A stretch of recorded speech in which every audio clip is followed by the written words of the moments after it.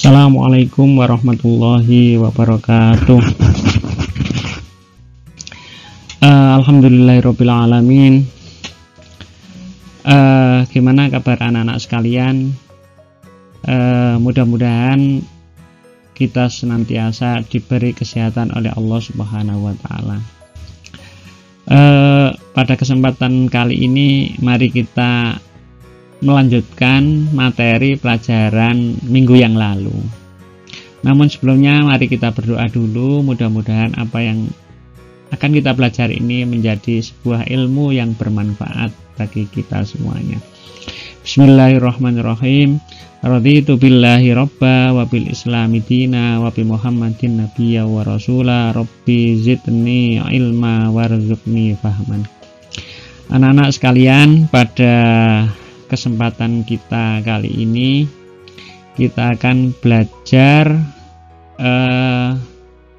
masih di seputar tentang Al-Quran. Kalau pada pertemuan sebelumnya itu kita bahas tentang pengertian Al-Quran, sejarah diturunkannya Al-Quran, bukti kebenaran adanya Al-Quran, serta isi kandungannya. Kali ini kita akan belajar tentang keistimewaan Al-Quran. Apa sih istimewanya Al-Quran dibanding dengan kitab-kitab yang lain? Sebab Allah Subhanahu wa taala itu bukan hanya menurunkan kitab Al-Quran saja. Jadi sebagai pengetahuan tambahan bahwa secara garis besar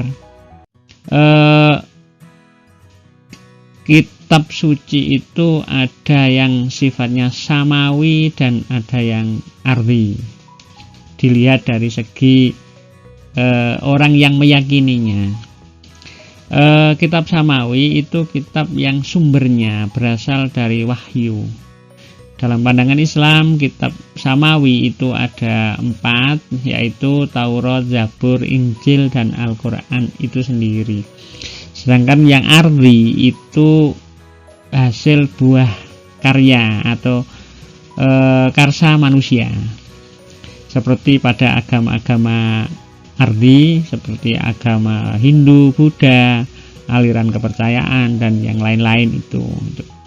Namun kita fokus kembali ke pembahasan kita, yakni Al-Quran, dimana kali ini kita akan membahas tentang keistimewaan Al-Quran.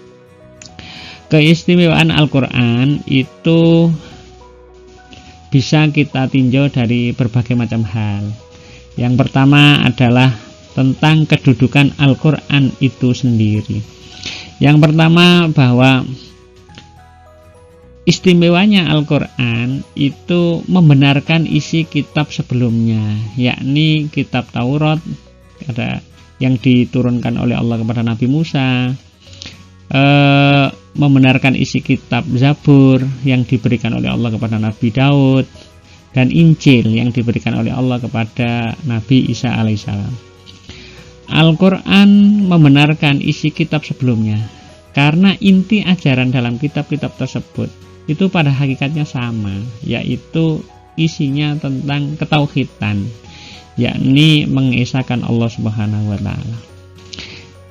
Berikutnya adalah selain membenarkan isi kitab sebelumnya, Al-Quran juga menjadi parameter atau patokan, menjadi tolak ukur. Maksudnya, apabila yang tersebut di dalam kitab-kitab suci terdahulu, yakni Taurat, Zabur, dan Injil itu sesuai dengan Al-Quran, itu berarti benar. Sebaliknya, apabila yang tersebut itu tidak sesuai dengan ajaran Al-Quran, berarti itu salah. Artinya, jika ada orang yang menyebutkan tentang isi Taurat, Zabur, dan Injil itu bertentangan dengan Al-Quran, pasti itu sudah ada campur tangan dengan karya manusia. Jadi sepanjang itu tidak dirubah oleh tangan-tangan manusia, maka pastilah keempat-empatnya itu sama isi tauhidan, keesahan kepada Allah Subhanahu wa taala. Anak-anak sekalian, Selanjutnya adalah tentang kelebihan. Kalau tadi tentang kedudukan Al-Quran, sekarang tentang kelebihan Al-Quran. Ya, bisa kita tinjau dari yang pertama, itu dari segi keaslian Al-Quran itu sendiri, bahwa Al-Quran itu tidak pernah mengalami perubahan sedikit pun, baik tulisan maupun isi kandungannya. Hal ini disebutkan oleh Allah Subhanahu wa taala dalam firman-Nya, A'udzubillahi minasyaitonirrajim, Inna nahnu nazzalna dzikra wa inna lahu lahafizun. Sesungguhnya kamilah Allah yang menurunkan Al-Quran, dan sesungguhnya kamilah Allah, kami Allah yang benar-benar akan. Anak-anak sekalian, yang kedua adalah dari segi isi kandungan Al-Quran. Isi kandungannya sangat lengkap.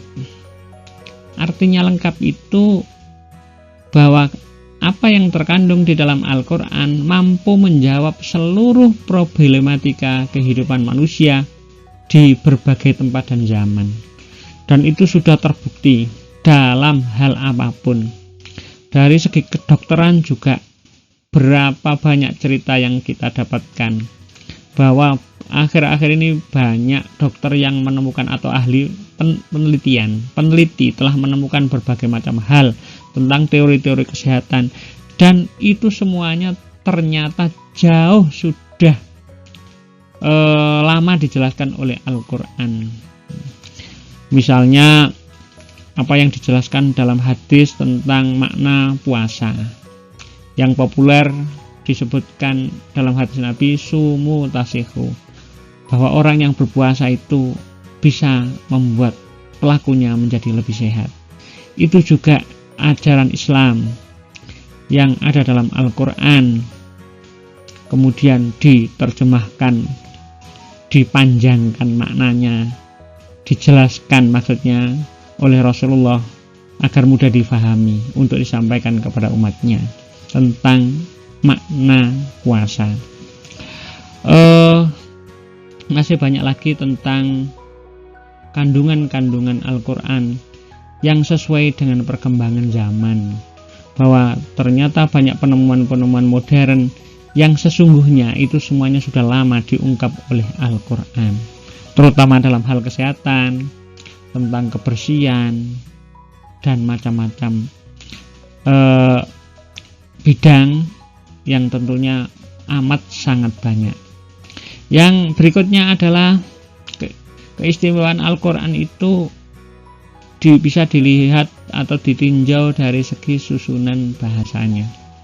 Bahasa Al-Quran mempunyai nilai sastra yang amat sangat tinggi, sehingga tidak ada seorang pun yang sanggup untuk menandinginya.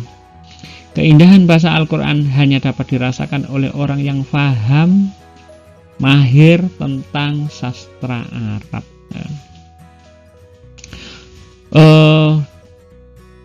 Dulu ada sejarah bangsa Arab bahwa pada awal-awal perkembangan Islam, syair itu menjadi kebanggaan bagi orang Arab. Bahkan ada lomba mau nulis syair, dan siapa pemenangnya, artinya syair yang terbaik, itu diberi hadiah berupa syair-syairnya itu akan digantung di dinding-dinding Ka'bah, dan ini menjadi tren pada masyarakat jahiliyah pada saat itu, dan menjadi kebanggaan tersendiri kala itu bahwa orang yang memiliki derajat tinggi salah satunya adalah penyair-penyair, orang yang ahli sastra. Namun dari sekian banyak orang yang ahli sastra itu tidak ada satu pun yang mampu menandingi tingginya nilai sastra Al-Quran. Yang berikutnya adalah dari segi misi yang diemban. Artinya kitab suci Al-Quran, kitab suci sebelum Al-Quran itu sifatnya hanya temporer dan lokal. Artinya jika kitab Taurat itu hanya diberikan oleh Allah kepada Nabi Musa, berarti yang pelaku ajaran yang ada dalam kitab Taurat tersebut hanyalah umatnya Nabi Musa atau Nabi Musa dan umatnya.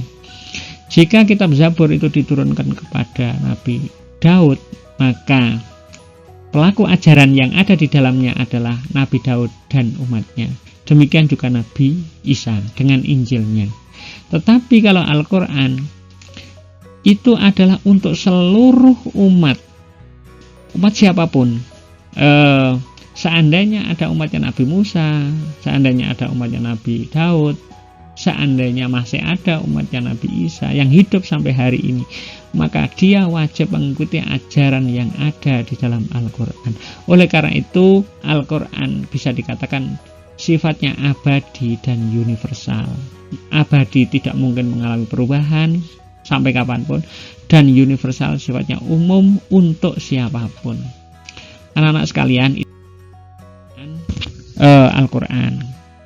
Berikutnya kita bisa mempelajari tentang hikmah diturunkannya Al-Quran. Apa sih Quran? Seberapa penting Al-Quran itu kok sampai diturunkan?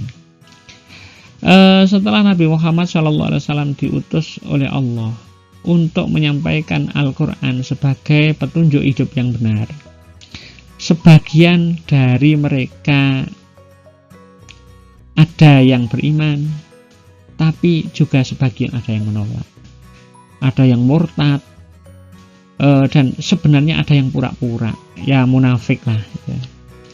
Mereka yang semula menyembah berhala, ada yang kemudian menyembah kepada Allah dan mau mengikuti ajaran Islam. Dengan demikian, hikmah diturunkannya Al-Quran itu adalah meliputi, yang pertama adalah sebagai sarana manusia untuk mengenal Tuhan.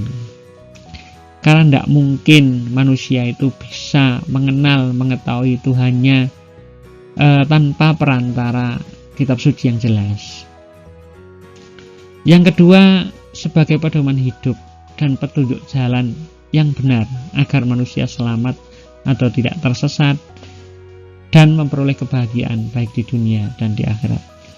Dalam hal apapun kita bekerja saja harus mengikuti, ada aturan-aturan, ada petunjuknya, ada SOP, ada macam-macam, ada prosedur yang harus dilalui. Demikian juga manusia hidup adalah ada prosedurnya, ada penunjuk jalannya agar tidak sesat, yaitu Al-Quran. Dan yang ketiga, hikmah diturunkannya Al-Quran adalah sebagai tolak ukur kebenaran hakiki. Artinya, secerdas apapun, sepandai apapun, sepintar apapun manusia harus kembali dan berpedoman kepada Al-Quran. Jika ada orang yang merasa paling cerdas, kemudian dia mengandalkan akalnya, kemudian seakan-akan Al-Quran bertentangan dengan akalnya, maka yang menentang bukan Al-Quran menentang kepada akalnya, tapi akalnya yang tidak sesuai dengan ajaran Al-Quran. Karena ajaran Al-Quran itu sifatnya menjadi ukuran, menjadi parameter kebenaran yang hakiki, yang tidak ada kesalahan sedikit pun. Sebab itu adalah merupakan Allah Ta'ala. Ada beberapa hal yang masih perlu kita sampaikan berkaitan dengan Al-Quran. Yang berikutnya adalah nama-nama lain Al-Quran. Biar kita menjadi lebih semangat untuk menjadikan Al-Quran sebagai pedoman hidup kita, menjadi motivasi agar kita rajin membacanya, maka kita tunjukkan bahwa Al-Quran itu juga memiliki beberapa nama. Yang pertama adalah Alkitab. Alkitab berarti kitab atau buku. Seperti dalam Al-Quran disebutkan, dzalikal kitabu la raiba fihi hudal lil muttaqin. Itu adalah kitab di mana di dalamnya tidak ada keraguan sedikit pun, dan juga itu merupakan petunjuk bagi orang-orang yang bertakwa. Yang kedua adalah Al-Furqan. Al-Furqan yaitu pembeda. Maksudnya adalah dalam Al-Quran itu ada kaidah-kaidah yang jelas yang bisa membedakan mana yang benar dan mana yang salah. Selanjutnya adalah Az-Zikr. Az-Zikr artinya peringatan. Al-Quran dikatakan Az-Zikr karena banyak ayat-ayat yang berisi tentang peringatan kepada manusia. Nama ini diambil dari firman Allah, Inna nahnu nazzalna dzikra wa inna lahu lahafidun. Sesungguhnya kamilah yang menurunkan Al-Quran dan kamilah yang benar-benar akan memeliharanya. Yang berikutnya adalah Al-Huda, artinya petunjuk. Seperti yang kita sampaikan tadi bahwa Al-Quran itu merupakan petunjuk hidup bagi manusia. Sesat jalannya. Yang berikutnya adalah An-Nur, artinya cahaya.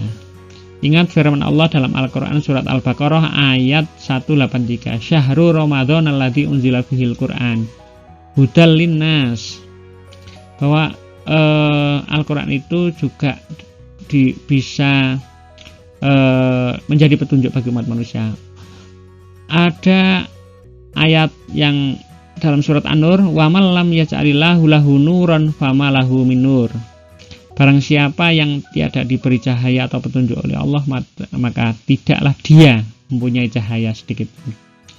Yang terakhir dalam pembahasan kita kali ini adalah bahwa nama Al-Quran yang lain adalah Al-Bayyinah, artinya keterangan. Al-Quran dikatakan Al-Bayyinah karena ayatnya berisi beberapa keterangan atau penjelas bagi suatu masalah. Jadi segala aspek atau segala problematika yang ada, yang dimiliki oleh manusia, itu semuanya sudah ada dalam Al-Quran jika mau mempelajarinya betul-betul sesuai dengan kaidahnya.